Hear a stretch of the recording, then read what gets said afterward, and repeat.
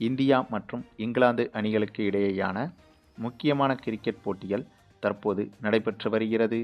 இந்த இரு அணிகளுக்கு எதிராக 5 T20 போட்டிகள் மற்றும் 3 ஒருநாள் போட்டிகள் என 2 விதமான தொடர்கள் நடந்து வருகிறது. சமீபத்தில்தான் 5 T20 போட்டிகள் கொண்ட தொடர் நடந்து முடிந்திருந்தது. அந்த தொடரில் இங்கிலாந்து அணி வெற்றி பெற்று இங்கிலாந்து அணி தொடரை கைப்பற்றியும் இருந்தது. ஆகவே அந்த ஒரு T20 தொடரை கை நழுவவிட்ட இந்திய அணி இப்போது ஒருநாள் தொடரையாவது கைப்பற்ற வேண்டும் என்று முனைப்போடு களமிறங்கியிருக்கிறது. அதுவும் ஒருநாள் தொடரை பொறுத்தவரையில் இந்திய அணியில் ரோஹித் சர்மா, விராட் கோலி, பும்ரா, KL ராகுல் என நட்சத்திர அனுபவம் வாய்ந்த வீரர்கள் பங்கு பெறுகின்றனர். ஆகவே இவர்களின் ஆட்டம் என்பது இந்த ஒருநாள் தொடரில் இந்திய அணிக்கு கட்டாயம் வெற்றியை பெற்றுக் கொடுக்கும் என்று ரசிகர்கள் பெரிதும் நம்பிக்கை வைத்துள்ளனர். அந்த ஒரு நம்பிக்கையை இந்திய அணி காப்பாற்றுமா என்று பலரும் ஆவலோடு எதிர்பார்த்து வந்த நிலையில் இந்த இரு அணிகளுக்கு எதிரான ஒருநாள் தொடரும் தற்போது தொடங்கிவிட்டது. அதுவும் சமீபத்தில் நடைபெற்ற இந்த ஒரு போட்டி என்பது எதிரணியான இங்கிலாந்து அணியையும் தாண்டி ஒட்டுமொத்த சர்வதேச அணிகளுக்கும் சிம்ம சொப்பனமாக மாறிவிட்டது. ஆமாங்க, அதற்கு காரணம் இந்தியா மற்றும் இங்கிலாந்து அணிகளுக்கு இடையே நடைபெற்ற இந்த ஒருநாள் போட்டியில் தற்போது மிகப்பெரிய பிரளயமே உருவாகியிருக்கிறது. இந்த போட்டி தொடங்கி முதலில் பேட்டிங் செய்த இங்கிலாந்து அணியை பொறுத்தவரையில் இங்கிலாந்து அணி சூப்பராகவே பேட்டிங் செய்திருந்தது. அதுவும் இந்த போட்டி நடைபெறுவது என்பது இங்கிலாந்து நாட்டில் வைத்து நடைபெறுகிறது.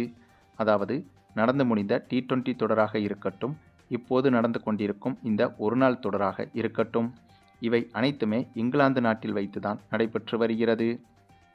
ஆகையால் இந்த ஒரு விஷயம் என்பது இங்கிலாந்து அணிக்கு கூடுதல் சப்போர்ட்டாகவும் இருக்கிறது. சொந்த மைதானம் என்ற அட்வான்டேஜ் என்பது இங்கிலாந்து அணிக்கு அதிகமாகவே உள்ளது. ஆகையால் அந்த ஒரு காரணத்தால் நடந்து முடிந்த T20 தொடர்களில் சூப்பராக விளையாடிய இங்கிலாந்து அணி இப்போது இந்த ஒருநாள் போட்டியிலும் சூப்பராகவே பேட்டிங் செய்தது. இதற்கு முன்பு நடைபெற்ற ஒருநாள் போட்டிக்கான பயிற்சி ஆட்டம் ஒன்றில் மட்டும் மோசமாக விளையாடி இருந்தது இங்கிலாந்து அணி. ஆகவே அந்த பயிற்சி ஆட்டத்தில் இந்திய அணிக்கு எதிராக தோல்வியையும் தழுவியிருந்தது இங்கிலாந்து அணி. ஆனால் இந்த போட்டியை பொறுத்தவரையில் இங்கிலாந்து அணி சூப்பராக கம்பேக் கொடுத்து பேட்டிங்கில் வெறித்தனமாக பேட்டிங் செய்திருந்தது. அதுவும் இந்த போட்டியில் மொத்தமாகவே இங்கிலாந்து அணி 5 விக்கெட்டுகளை மட்டும்தான் இழந்திருந்தது. அப்படியாக 5 விக்கெட்டுகளை இழந்தாலும் இந்த போட்டியில் களமிறங்கிய ஒவ்வொரு இங்கிலாந்து பேட்ஸ்மேனும் குறைந்தபட்சம் அரை சதமாவது எடுத்துவிட்டனர். அந்தளவுக்கு அனைத்து பேட்ஸ்மேன்களும் நேர்த்தியாகவும் நிதானமாகவும் அதே சமயத்தில் அதிரடியாகவும் விளையாடியிருந்தனர். இதன் காரணமாக 50 ஓவர்கள் முடிவில் இங்கிலாந்து அணி 369 ரன்கள் வரை எடுத்துவிட்டது. இந்த இலக்கு என்பது மிகப்பெரிய இலக்குதான். அதுவும் இங்கிலாந்து அணியை அதனுடைய சொந்த நாட்டில் வைத்து இவ்வளவு பெரிய இலக்கை சேசிங் செய்து இங்கிலாந்து அணியை வெற்றி பெறுவது என்பது மிகவும் கடினமான விஷயம். அப்படி ஒரு விஷயத்தை செய்ய வேண்டுமென்றால் ஆஸ்திரேலியா, சவுத் ஆப்பிரிக்கா போன்ற ஜாம்பவான் அணிகளாலும் கூட முடியாது. ஒரே ஒரு அணியான இந்திய அணியால் மட்டுமே அது சாத்தியம். அப்படி இருக்கும்போது அந்த ஒரு வாய்ப்பு இந்திய அணிக்கு மட்டுமே இருக்கிறது என்றுதான் இந்த போட்டியை பார்த்து கொண்டிருந்த பல கிரிக்கெட் வர்ணனையாளர்களும் கூறி வந்தனர். அந்த ஒரு எதிர்பார்ப்பில்தான் இந்திய அணி இவ்வளவு பெரிய இலக்கை சேசிங் செய்யவும் களமிறங்கியது. அப்படியாக களமிறங்கிய இந்திய அணியில் இந்த முறை ஓப்பனிங்கில் ஒரு புதிய மாற்றம் செய்யப்பட்டிருந்தது. சுப்மன் கில்லும் இசான் கிசானும் களமிறங்கினார்கள். வழக்கமாக ஒருநாள் போட்டி என்று வந்துவிட்டால் ரோஹித் சர்மாவும் சுப்மன் கில்லும் தான் ஓப்பனிங் இறங்குவார்கள். ஆனால் இந்த முறை ரோஹித் சர்மா ஓப்பனிங் இறங்கவில்லை. ஆனால் இதுதான் மிகப்பெரிய ட்விஸ்டாக மாறப்போகிறது என்பது அப்போது யாருக்கும் தெரிந்திருக்கவும் இல்லை. அதற்கு காரணம் ஓப்பனிங் இறங்கிய சுப்மன் கில்லில் தொடங்கி இசான் கிசான், விராட் கோலி, KL ராகுல், வாஷிங்டன் சுந்தர் என அனைவருமே சூப்பராக பேட்டிங் செய்திருந்தனர். எப்படி இங்கிலாந்து அணி இந்த போட்டியில் பேட்டிங் செய்திருந்ததோ அதே போல இந்திய அணி பேட்ஸ்மேன்களும் அனைவருமே சூப்பராக பேட்டிங் செய்திருந்தனர். இதில் ஒருவர் கூட 40 ரன்களுக்கு குறைவாக எடுக்கவில்லை. அந்தளவுக்கு அனைவருமே சூப்பராக பேட்டிங் செய்து கொடுக்க இதன் காரணமாக இந்திய அணியும் வெற்றியை நோக்கி எளிதாகவே சென்று கொண்டிருந்தது. ஆனாலும் கடைசி நேரத்தில் சரியாக 45வது ஓவருக்கு பிறகு இந்திய அணி அடுத்தடுத்து 3 விக்கெட்டுகளை இழந்து மொத்தமாக தடுமாறியது. அந்த சூழலில்தான் வெற்றி என்பது இந்திய அணியின் கையில் இருந்து கை நழுவி இங்கிலாந்து அணியின் கைகளுக்கு முழுமையாக சென்றது. பின்னர் 46வது ஓவரிலிருந்து 49வது ஓவர் வரையிலும் இந்திய அணி வெற்றி பெறும் என்பதில் எந்த ஒரு நம்பிக்கையும் இல்லாமல் தான் சென்று கொண்டிருந்தது.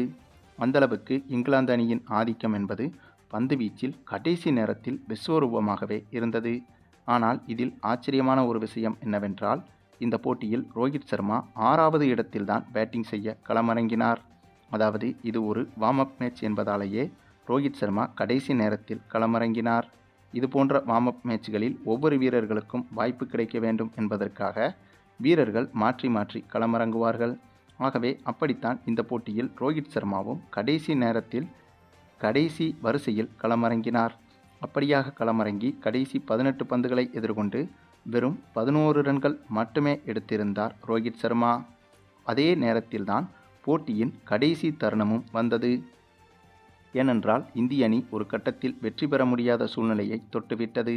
அதற்கு காரணம் கடைசி ஓவரான 50வது ஓவரில் முதல் 3 பந்துகள் வீசப்பட்டதற்கு பிறகு கடைசி 3 பந்தில் 19 ரன்கள் எடுத்தால்தான் வெற்றி என்ற வெற்றி பெறவே முடியாத கடினமான சூழல் இந்திய அணிக்கு உருவானது. அந்த சூழ்நிலையில் எதேச்சையாக ரோஹித் சர்மா தான் பேட்டிங்கும் செய்து கொண்டிருந்தார். அந்த சமயத்தில் இதுவே பழைய ரோஹித் சர்மாவாக இருந்திருந்தால் பல சிக்சர்களை பறக்கவிட்டு வெற்றி பெற முடியவில்லை என்றாலும் இங்கிலாந்து அணிக்கு பதட்டத்தை ஏற்படுத்தி விடுவார்.